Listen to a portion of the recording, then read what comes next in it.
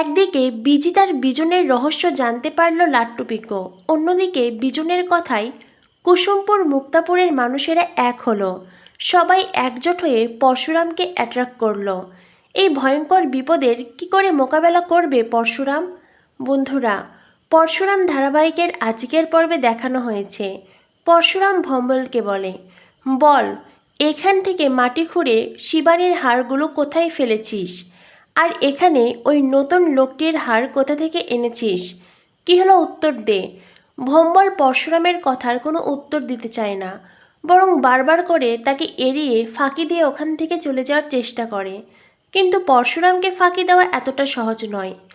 পরশুরাম ভম্বলকে আরও শক্ত করে চেপে ধরে, বারবার করে তাকে ফোর্স করতে থাকে। এরপরেই চেম্বার তাক করে তাকে ভয় দেখায়।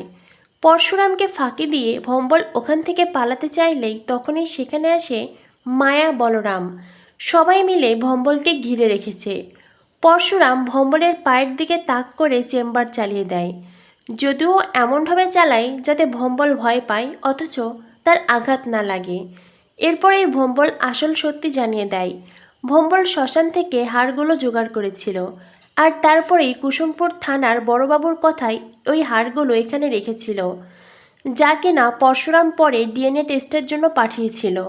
আর শিবানীর হাড়গুলো সে পুকুরে ফেলেছে। ভম্বলের মুখ থেকে সব কথা শোনার পরে পরশুরাম বলরামকে বলে, বলরাম একে তুলে নে, আর একে যে তুলে নিয়েছিস এটা আপাতত কেউ যেন না জানে, এমনকি থানার বড়বাবুও নয়। তখনই সেখানে আসে নন্দা। ভম্বলকে নিয়ে যাচ্ছে দেখে নন্দা বাধা দেয়। নন্দা চিৎকার করে বলে, তোমরা আমার বরকে নিয়ে কোথায় যাচ্ছ? আমার বরকে ছেড়ে দাও। এরপরে পরশুরাম নন্দাকে পুরো ঘটনা জানায়। পরশুরাম জানায় সে কেন ভম্বলকে গ্রেফতার করেছে। সব কথা শুনে নন্দা চুপ হয়ে যায়। অন্যদিকে বলরাম ভম্বলকে টানতে টানতে ওখান থেকে নিয়ে যায়। আর এদিকে পরশুরাম পুকুরে ডুবুরি পাঠায়, আর সেই ডুবুরিরা ভম্বলের কথা অনুযায়ী শিবানীর হাড় খুঁজতে থাকে। এদিকে বিজন লালের লোকেরা, অর্থাৎ গ্রামের বন্ধুবান্ধব আর তার ভাড়াটে গুন্ডারা সবাই বিজনের সাথে কন্ট্রাক্ট করে। ফোনের ওপাশ থেকে বিজন ওরফে বিজিত লাহিড়ী বলে, ওই হাড়গুলো যেন কোনোভাবেই পরশুরামের হাতে না পৌঁছায়। তখনই তপনেরা বলে, কিন্তু এই লোকটা খুব ভয়ঙ্কর, ওর সাথে আমরা পেরে উঠব না। বিজন লাল বলে, তোরাই কথা বলছিস?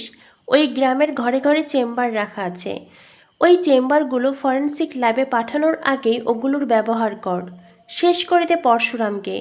এই কথাগুলো শুনে তপন ও তার টিম বলে, কিন্তু এই কাজটা অনেক কঠিন। বিজন বলে, কোনো কঠিন নয়, প্রয়োজন পড়লে গ্রামের সবাইকে জাগিয়ে তোল। একটা কথা মনে রাখিস, ওই হাড়গুলো ল্যাব অবধি পৌঁছাবে না, কোনোভাবেই না। ল্যাবে টেস্টের রিপোর্ট যাই আসুক না কেন, আমি সেই রিস্ক নিতেই চাই না। অন্যদিকে দেখানো হয় ডুবুরিরা অনেক খোঁজাখুঁজির পরে একটা বস্তা উদ্ধার করে, আর পরশুরাম সেই বস্তা খুলেই দেখতে পায় সেখানে কিছু হাড় আছে, আর যেটা দেখে পরশুরাম কান্নায় ভেঙে পড়ে। অন্যদিকে বলরাম পরশুরামকে শান্ত হতে বলে, তাকে শক্ত হতে বলে। পরশুরাম বলে, এইবার এই হাড় নিয়ে আমি যাব, আমি ফরেনসিক ল্যাবে এগুলো পৌঁছে দেব, আর অন্য কারোর ওপর ভরসা করব না। বলরাম বলে, তোর সাথে আমিও যাব পরশুরাম। এরপরেই বলরাম পরশুরাম গ্রামের সেই বাড়িতে ফিরে আসে। পরশুরাম বলরামকে উঠানে দাঁড়াতে বলে, আর বলে, আমি ঘর থেকে কিছু ডকুমেন্টস আর আমার জামা কাপড়ের ব্যাগ নিয়ে আসছি। এই বলে পরশুরাম ঘরে থাকা তার জামা কাপড় গোছাতে থাকে। তখনই শিবানীর গলার সেই নেকলেস পড়ে যায়, আর যেটা হাতে নিয়ে পরশুরাম অতীতের স্মৃতিতে হারিয়ে যায়। তখন সে শিবানীর ডাক শুনতে পায়, দাদা, দাদা তুই আমায় বাঁচাবি না দাদা, দাদা তুই আমায় বাঁচিয়ে নে। এই কথাগুলো শুনে পরশুরাম আবেগে ইমোশনাল হয়ে পড়ে। সে শিবানীর কথা ভেবে কান্নায় ভেঙে পড়ে। পরশুরাম তার বোনকে উদ্দেশ্য করে বলে, আমি জানি না শিবানী তুই বেঁচে আছিস কি না, যদি তুই বেঁচে থাকিস এই পৃথিবীর যেখানেই থাক না কেন আমি তোকে ঠিক বাঁচাবো, আর যদি তুই না থাকিস তবে তোর না থাকার জন্য যারা দায়ী তাদেরকে আমি ছাড়ব না, তাদেরকে আমি শেষ করে ফেলবো।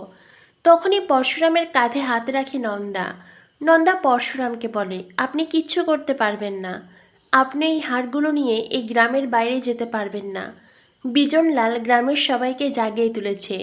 আপনি জানেন না, আপনি যেটা পকেটে নিয়ে ঘুরে বেড়ান, যেটার ভয় দেখান, এই গ্রামের প্রত্যেকটি ঘরে ঘরে সেই জিনিস আছে। তাই ওই জিনিসের ভয় দেখিয়ে লাভ নেই। পরশুরাম বলে মানে? নন্দা বলে মানে আপনার সময় শেষ, আপনি আর বাঁচতে পারবেন না। পরশুরাম বলে আপনি কি চাইছেন? নন্দা বলে আমি চাই ভম্বলকে, বলুন ভম্বল কোথায়?